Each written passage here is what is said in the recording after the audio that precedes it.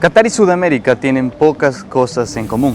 Sin embargo, el paralelismo más llamativo es que en 1970 inició el famoso boom petrolero. Pero hasta ahí las coincidencias.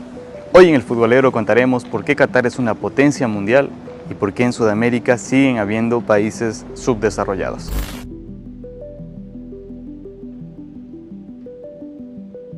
Por la misma época en la que el petróleo empezaba a brotar industrialmente de las selvas amazónicas de Sudamérica, sucedía algo similar en los desiertos de Qatar. Y 50 años después, cualquiera habría pensado que gracias a los petrodólares, Ecuador o cualquier otro país sudamericano estaría en la misma capacidad de organizar un mundial, tal y como lo hizo Qatar. Pero nada más alejado de la realidad. Y es que mientras Qatar pasó de ser un pueblo de pescadores, de perlas y nómadas del desierto, a convertirse en uno de los centros de negocio más importantes del mundo y a manejar índices económicos envidiables para cualquier otra nación occidental. Así era Qatar antes de 1970. Esta es una réplica del antiguo palacio de Sheikh Abdullah bin Yassin Al Thani. Es decir, que esta era la zona más top, la edificación más increíble que existía hasta ese entonces en Qatar. En el cono sur del continente americano, las carencias y el subdesarrollo siguen siendo el común denominador. Según los datos más recientes del Fondo Monetario Internacional, Qatar se ha consolidado en el tope de la lista mundial de ingresos per cápita. Con $88.5 en este terreno se encuentra por encima de Luxemburgo, Singapur, Noruega, Brunei, Emiratos Árabes Unidos y Estados Unidos. A diferencia de Ecuador, que se encuentra apenas con $5.93, o Bolivia, donde cae a $3.94. Vamos a conocer cómo eran las viviendas en Qatar antes de 1970. Como podemos ver, la estructura es 100% de caña y en este caso pues una especie de paredes hechas de tejidos de lana. Veamos cómo era al interior.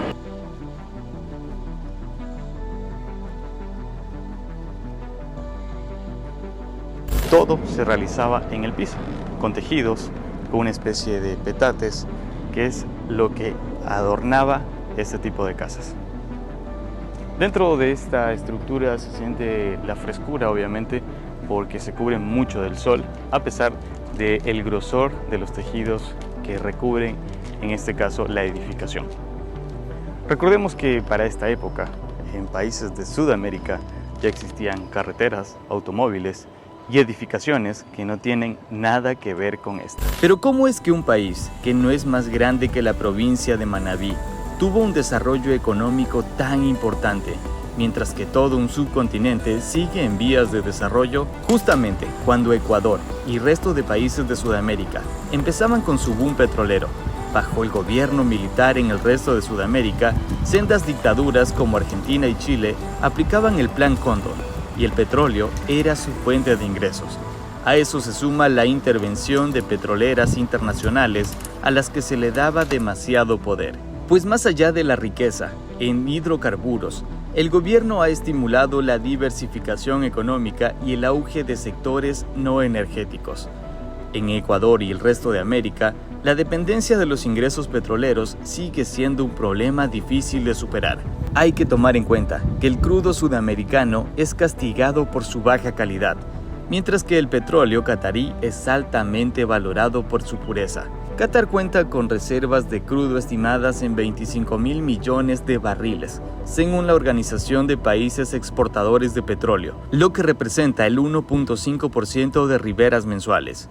Venezuela, por su parte, acumula 17.9% de reservas totales, es decir, 304.000 millones de barriles de petróleo, que están bajo el suelo venezolano. La destreza política y diplomática han dado sus frutos. Hoy Qatar es una potencia, con la capacidad de construir estadios removibles y autosustentables. Y aunque a muchos no les guste, la religión jugó un papel importante en el desarrollo de Qatar.